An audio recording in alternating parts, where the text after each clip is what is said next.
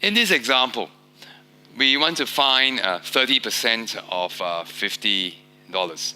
Now, this means, first of all, looking at what is 30 out of 100 of $50. So this means dividing $50 by 100 to find out how much there is in one square. And this gives me, dividing by 100 means moving the decimal point 2 places to the left, 1, 2.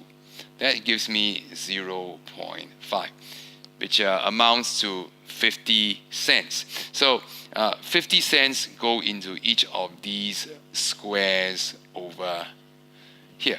Now, if we want 30 of them, we're going to take 0.5 times 30.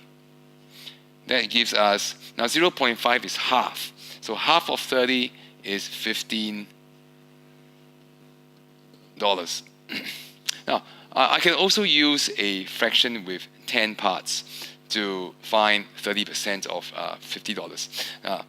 Here's how it works. 30% of $50 is the same as saying I want 3 out of 10 of $50, because we know 3 out of 10 is equivalent to 30 out of 100. So all we need to do now in this case is to divide $50 by 10, which is quite easy to do. We get $5 in each part. Now this means $5 go into each of these 10 parts here.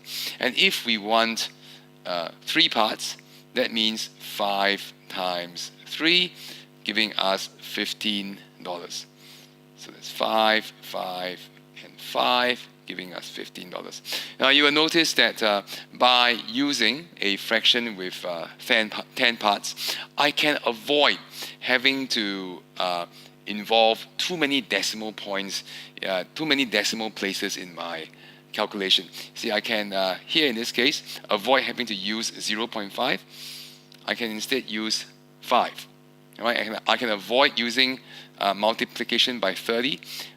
And here, I can instead use 3 instead. So it reduces the number of tens and decimal places that I need to use.